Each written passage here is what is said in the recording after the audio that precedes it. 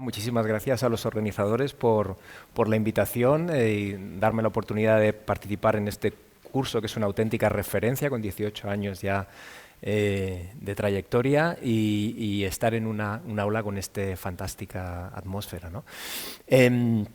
Bueno, me gustaría empezar diciendo que, al contrario que mis compañeros de oncología y de patología cardiovascular, ahora vamos a cambiar a la patología neurodegenerativa, a las demencias. Yo me veo obligado a explicar el porqué, así como antes ni se planteaba. Obviamente, cuanto antes diagnosticamos riesgo de patología oncológica o patología cardiovascular, antes podemos intervenir, pero esto no queda tan claro, ¿no?, en una enfermedad a lo mejor como la enfermedad de Alzheimer, donde a día de hoy no tenemos un tratamiento que modifique el curso de la enfermedad, al menos en nuestro país, ¿no?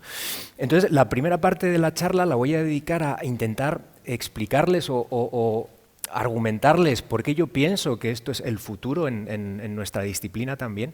Y la segunda parte la voy a dedicar a contarles los avances que se están produciendo, algunos de los avances que se están produciendo en este campo y algunas de las iniciativas que tenemos en nuestro país. Y para... aquí. Y un poco para situarnos... me gustaría hablarles de dónde partimos, ¿no? Y de dónde partimos me voy a ir hasta el siglo pasado, cuando yo era residente en el Hospital Universitario Marqués de Valdecilla, y les voy a contar un paciente al que yo tuve la oportunidad de atender. Se trataba de un señor de 67 años, empleado de banca, y que consultaba por problemas de memoria. Realmente él no era consciente de estos problemas y era más su mujer la que insistía en que se le olvidaban las cosas, ¿no? y repetía muchas preguntas. Bueno, además de ello, el estado de ánimo había cambiado un poquito y estaba más irritable, sobre todo cuando su mujer le insistía en que se le estaban olvidando las cosas, pero por lo demás era perfectamente funcional. Era una persona que seguía con su vida tal y como había venido haciendo pues en los últimos años, ¿no? En la exploración que le hicimos neurológicamente no vimos ninguna focalidad. El Minimental, que es el test de cribado que hacemos en las demencias, pues estaba prácticamente normal, salvo que fallaba un par de ítems de memoria. Y en la neuroimagen, el TAC, lo que vimos es que había un poquito de atrofia que el radiólogo consideró que era lo apropiado para su edad. También fue normal las pruebas de laboratorio, ¿no? Pues bien, el diagnóstico que recibió y que yo le di a ese paciente en aquel momento fue quejas de memoria asociadas a la edad. Estamos hablando del año 99. En este momento no hay evidencia de enfermedad de Alzheimer. Esta era la forma que nosotros teníamos de manejar este tipo de problemas, y realmente lo hacíamos en base a la evidencia científica que había en ese momento. Estos son los criterios diagnósticos de la enfermedad, criterios clínicos en los que la enfermedad de Alzheimer básicamente era una enfermedad dicotómica. O lo tienes o no lo tienes, y lo tienes cuando eres demente, cuando eres dependiente, básicamente, cuando has dejado de hacer las cosas que tú podías hacer, ¿no? Hasta que no se cruzaba ese umbral, tú no podías diagnosticar la enfermedad de Alzheimer, y entre eso y no tener Alzheimer no había nada. Es más, estos criterios pues ya se explicitaban que los test de laboratorio no ayudaban, simplemente podías descartar otra patología, pero no te ayudaban a reforzar el diagnóstico, y el diagnóstico definitivo te lo daba la neuropatología. Tienes que esperar a la autopsia para realmente tener el diagnóstico definitivo, ¿no? De alguna forma esto es la antítesis de la medicina de precisión. Si después de todo lo que hemos oído, ¿no?, si nos ponemos en este escenario, estamos muy lejos de la medicina de precisión, ¿no? Esto sería el escenario de partida, ¿no? Y obviamente las enfermedades neurodegenerativas y las demencias, sobre todo la enfermedad de Alzheimer, son un reto mayúsculo. Probablemente me atrevería a decir que es el principal reto biomédico al que nos enfrentamos, ¿no? Así como la patología oncológica, cardiovascular, se ha avanzado muchísimo, ¿no? Y dentro de las 10 causas más frecuentes de muerte, la enfermedad de Alzheimer es la única en la que no tenemos aún un tratamiento. Esta es una estadística demoledora, ¿no? El riesgo, la mortalidad en patología oncológica y cardiovascular van disminuyendo, y sin embargo en patología neurodegenerativa, en demencias, esto no ha cambiado, por desgracia, ¿no? Y el coste es tremendo, ¿no? Si antes se hablaba del coste de la patología cardiovascular, pues tienen que saber que las demencias a día de hoy conllevan un gasto mayor que la patología oncológica y cardiovascular juntas, ¿no?, en nuestras sociedades. Por lo tanto, realmente constituyen una amenaza, ¿no? Bueno, cuando nuestro paciente, que luego volvió y se le diagnosticó de enfermedad de Alzheimer, probablemente se le puso un tratamiento, pues se elegiría entre uno de estos cuatro, ¿no? Estos son los 4 tratamientos que a día de hoy están aprobados para la enfermedad de Alzheimer y, por desgracia, esto no ha cambiado desde 2003. Es decir, llevamos 20 años en que no se ha aprobado en España, en nuestro país, un nuevo fármaco para la enfermedad de Alzheimer, ¿no? Y todos ellos son fármacos sintomáticos, que no cambian el curso de la enfermedad, ¿no? Bueno, por desgracia, el desarrollo de fármacos modificadores de la enfermedad pues no ha sido muy exitoso, ¿no? Y tienen que entender un poco, comparado sobre todo con otras disciplinas como la oncología y la patología cardiovascular, que son mucho más dinámicos en este sentido de la generación de fármacos, que realmente la enfermedad de Alzheimer es una enfermedad muy compleja, el cerebro es un órgano muy complejo, pero además la aproximación que se ha venido haciendo, ¿no?, de tratar a pacientes cuando ya tenían una demencia, pues me gustaría que vieran esta resonancia, ¿no? Esta resonancia, esto es un paciente normal, un paciente con problemas incipientes de memoria, y esto es un paciente con una demencia leve moderada, ¿no? Aquí se ve que, bueno, pues prácticamente el 15-20% del cerebro ha desaparecido. Estamos intentando tratar un paciente donde ya está, desde el punto de vista de la neurodegeneración, pues es un proceso claramente avanzado, ¿no? Y esto solo es criterios de inclusión desde los primeros ensayos clínicos que se hicieron con fármacos antiamiloide, que como saben es una de las causas que se supone que son más precoces de la neuropatología de la enfermedad de Alzheimer, y bueno, pues se incluían pacientes con una enfermedad probable, con un Minimental 16-26, esto es gente con una demencia avanzada, y que la resonancia fuera compatible, ¿no? O sea, que tuviera una resonancia elocuente, ¿no? Por lo tanto, pues es difícil pensar que aquí los fármacos puedan tener un efecto importante, ¿no? Y además, en la mayoría de estos ensayos iniciales no se utilizaban biomarcadores, aunque ya habían algunos marcadores que nos ayudaban a definir con mayor precisión la patología, no se usaban estas técnicas, ¿no? Y de hecho, estudios posteriores vieron que hasta un 23-25% de los pacientes que se enrolaron en estos ensayos antiamiloide no tenían amiloide en el cerebro. De tal forma que estábamos tratando gente con un antiamiloide, pero no tenían amiloide en el cerebro, ¿no? Bueno, de nuevo, esto es la antítesis de la medicina de precisión, ¿no? Pero bueno, se ha ido avanzando, ¿no? Y si volvemos al caso de mi paciente, me gustaría contarles que, bueno, pues en la clínica Mayo se empezó a estudiar casos como el de mi paciente, ¿no? Gente que tenía problemas de memoria, pero funcionalmente estaban bien, no tenían una demencia. Entonces, si se les seguía en el tiempo a estos pacientes, pues lo que se veía es que, bueno, pues el riesgo de desarrollar una demencia tipo Alzheimer era muy alto. Hasta un 10-15% iban a desarrollar una demencia al año. Es más, si se les seguía 3 años, hasta un 50% de ellos iban a desarrollar una enfermedad de Alzheimer. Pero un 30% no progresaba, es decir, que de entrada era difícil identificar unos de otros, ¿no? Esto, por un lado, nos dio la idea, que por otro lado es, bueno, pues es algo evidente, pero ha costado tiempo que se asentase, ¿no?, que la enfermedad de Alzheimer es un continuo, que no aparece de la mañana a la noche, sino que esto es un proceso, ¿no?, que lleva tiempo y los síntomas de alguna forma se van acumulando de forma progresiva, ¿no? Y por otro lado, también puso en relevancia la importancia de los biomarcadores.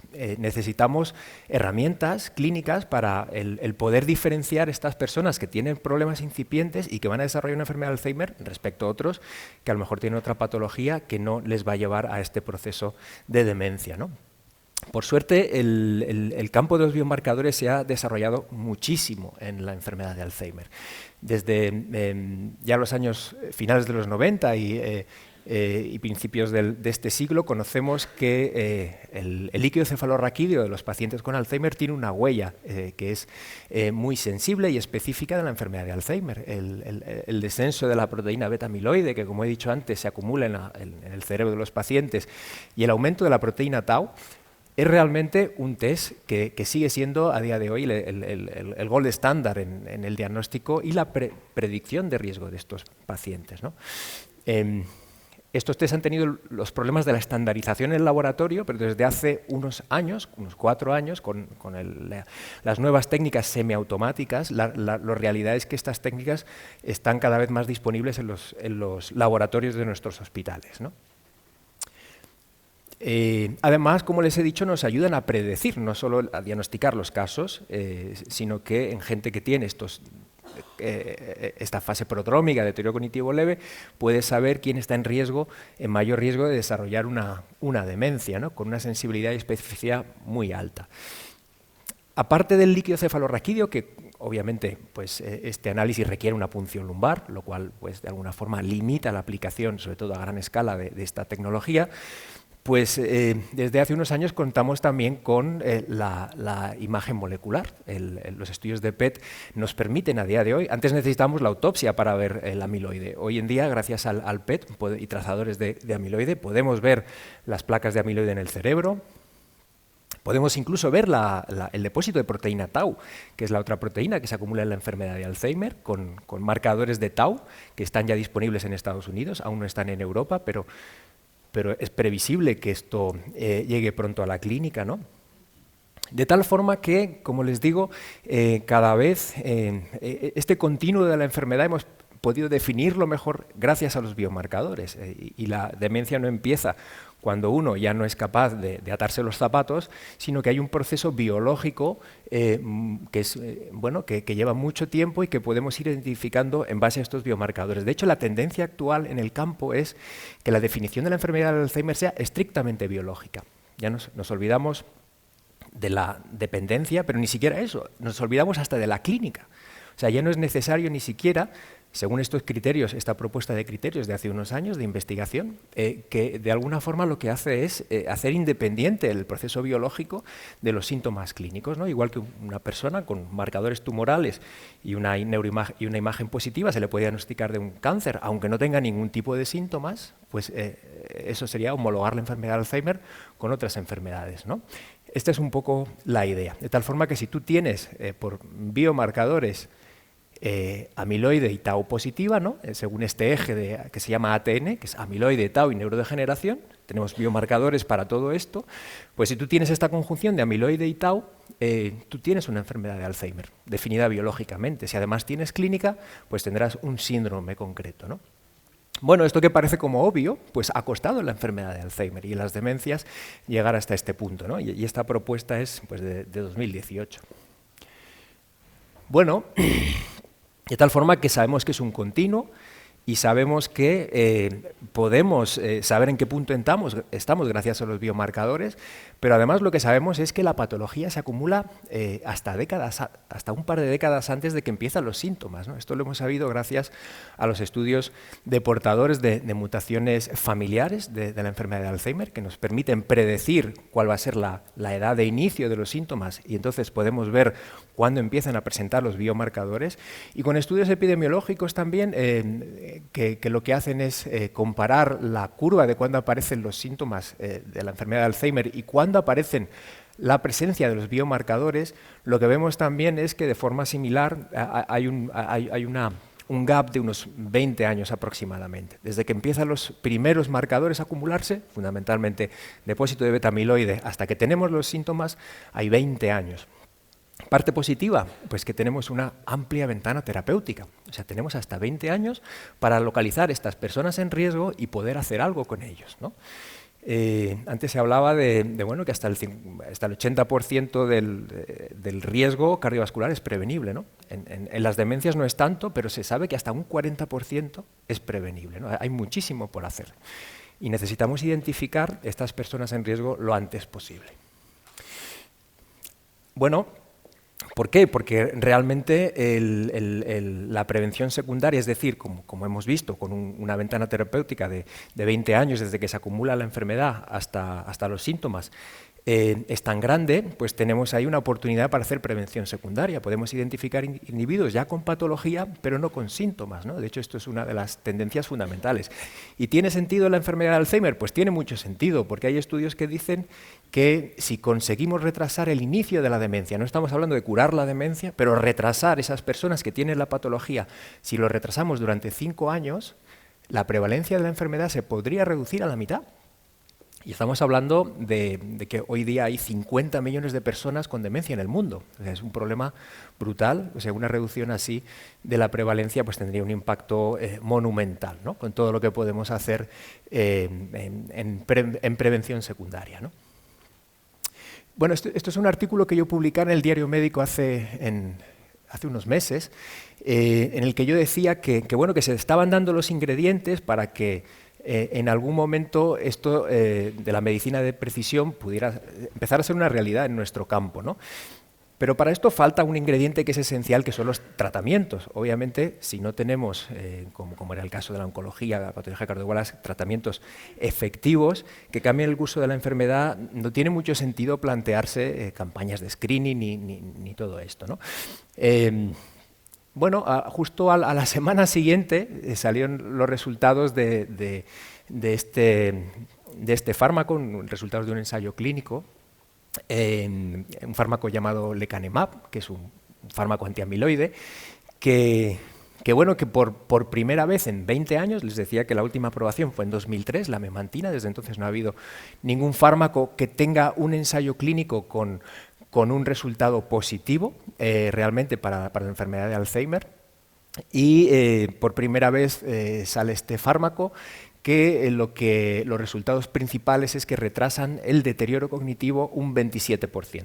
En 18 meses, la gente que toma el fármaco, de alguna forma, su deterioro es menor que los individuos que toman el placebo en un 27%. Perdón.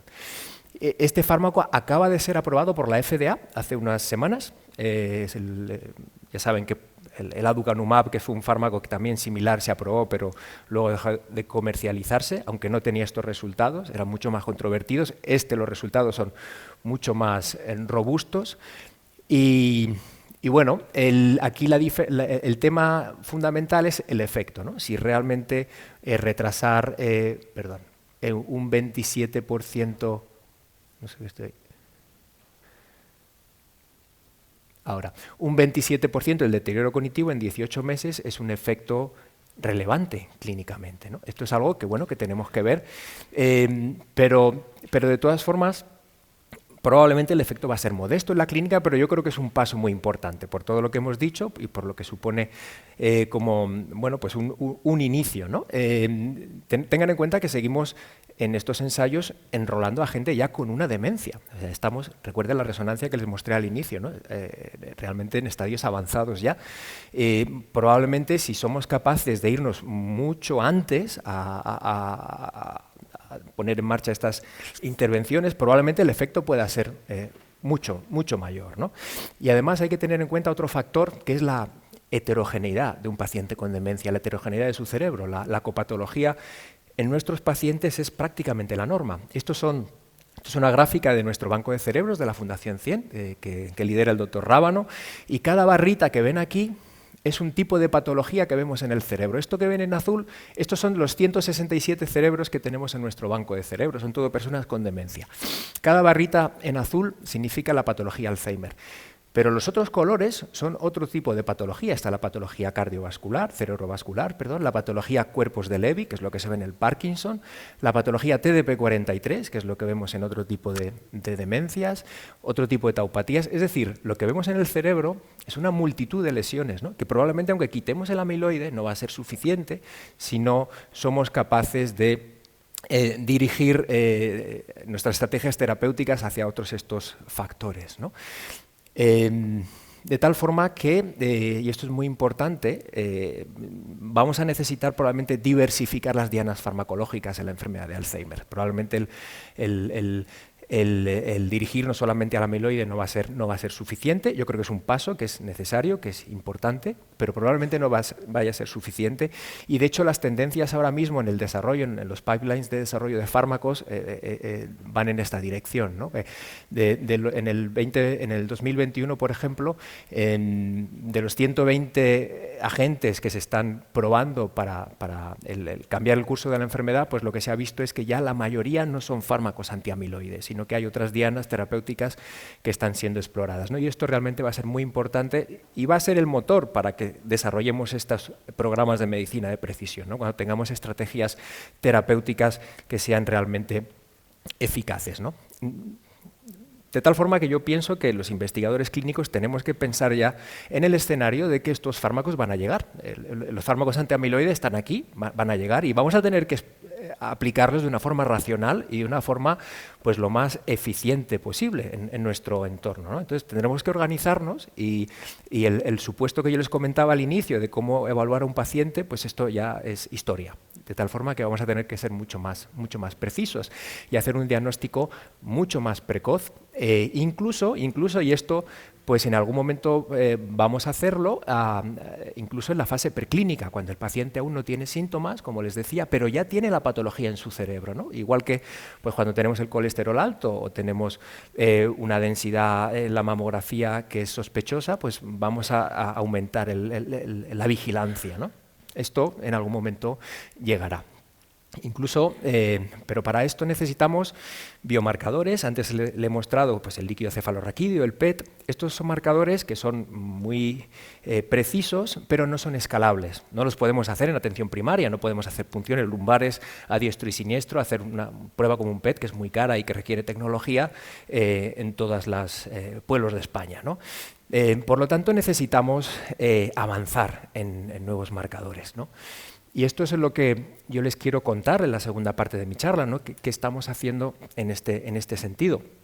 Me gustaría contarles que vamos a empezar un gran proyecto en nuestro país, gracias a la convocatoria de medicina personalizada. Vamos a empezar un consorcio que reúne a 14 centros de toda España, de 8 comunidades, donde vamos a intentar validar, testar estas nuevas tecnologías que son precisas y confiemos que sean escalables, con la intención de mejorar la medicina de precisión también en las demencias. Este consorcio se llama PMP de GESCO, que viene de nuestro consorcio de genética de demencias, que ya llevamos cerca de una década con esto, y la idea es que toda esta información genética que se ha ido acumulando la podamos aplicar y buscar, junto con otras herramientas de medicina de precisión, el poder llevarla a la clínica, ¿no? Este es el objetivo. Para ello vamos a generar varias cohortes, tanto digitales, gente que básicamente va a interaccionar con nosotros con una página web y bueno, pues vamos a estudiar mediante marcadores digitales que se llaman su riesgo. Y vamos a generar también una gran cohorte clínica multicéntrica, donde vamos a estudiar de forma muy en profundidad y con estudio del líquido cefalorraquídeo como gol estándar, pues una serie de voluntarios a los que vamos a testar estas nuevas herramientas. Esta es la idea, generar evidencia científica para bueno, pues que se puedan extender y democratizar todos estos métodos en nuestro país, ¿no?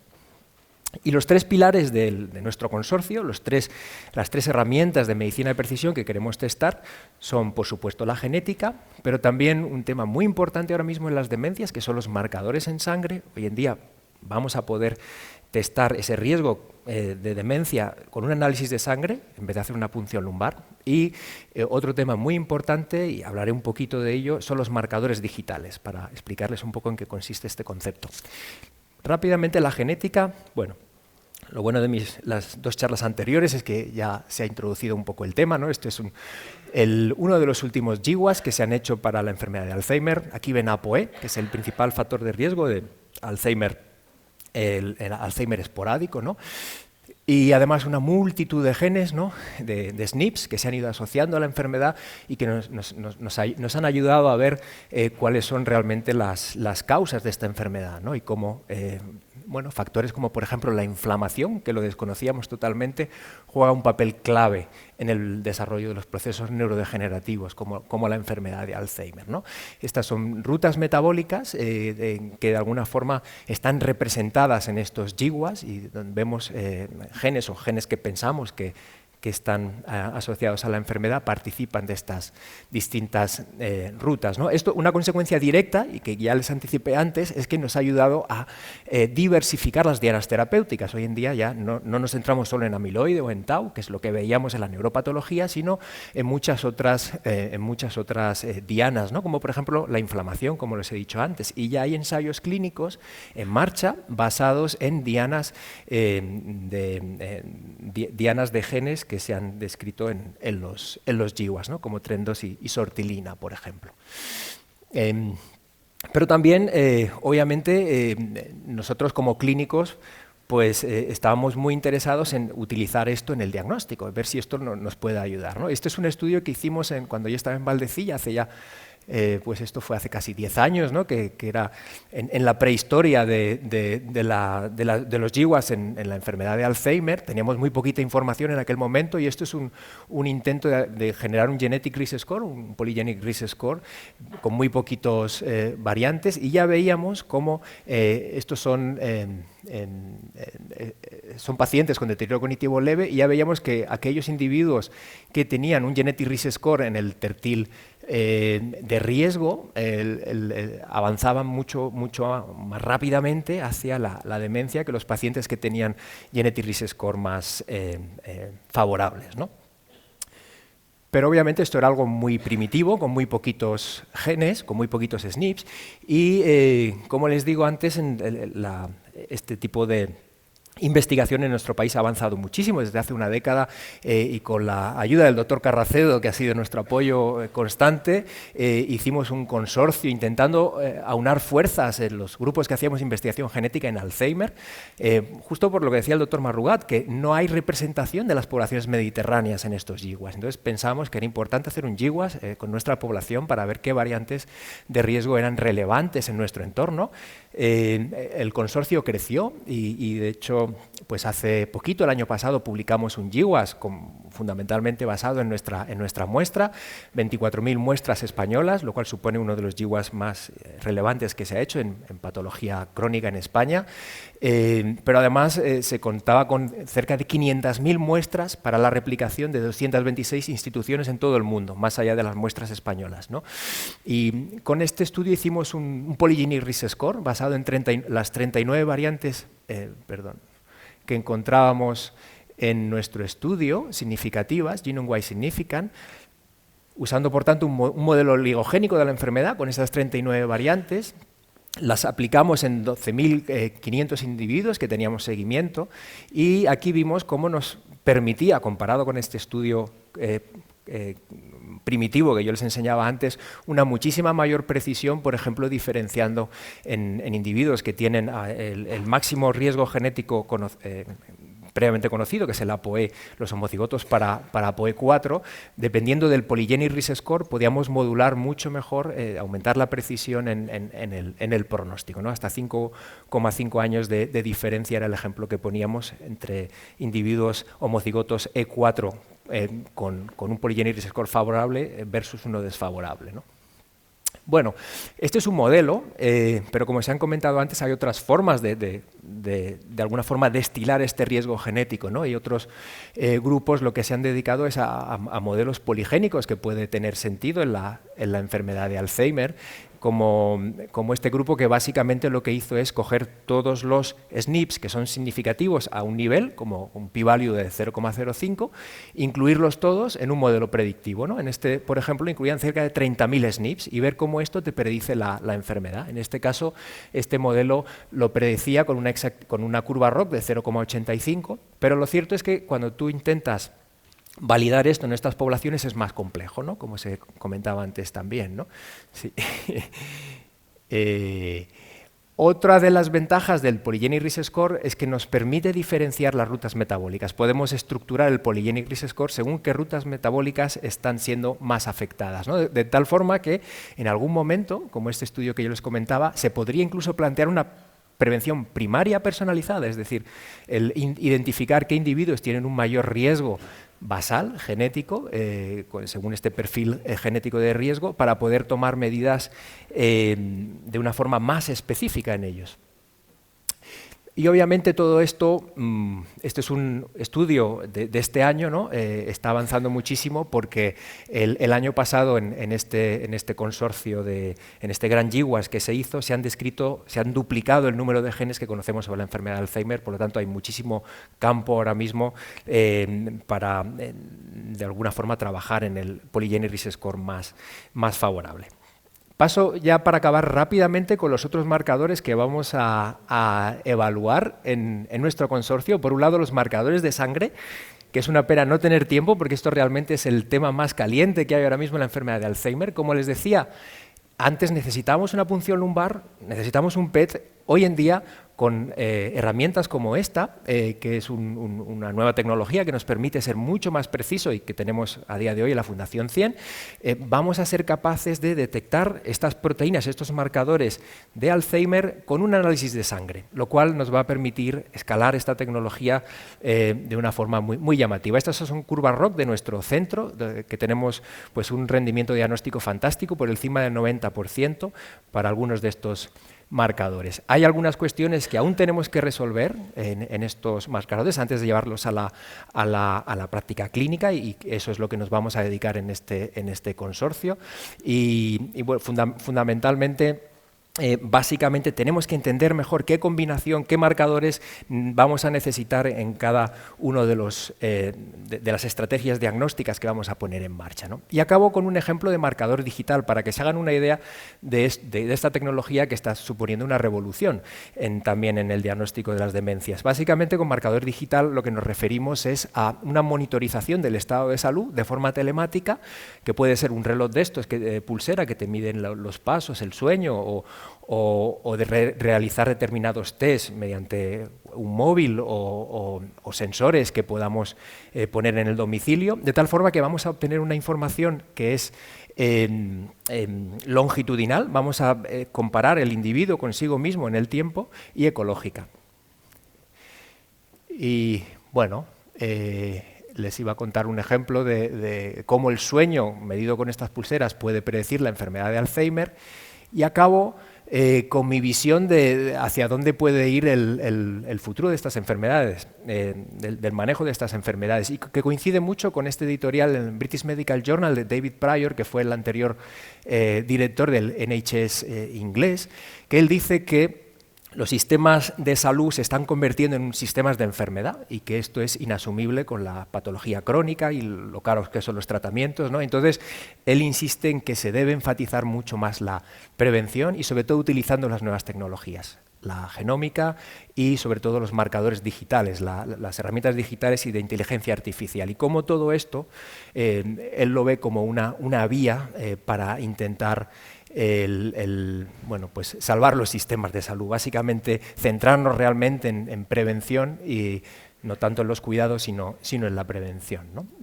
Y este es un poco el objetivo que pretendemos con nuestro consorcio. Y eso es todo, muchísimas gracias, ha sido un placer.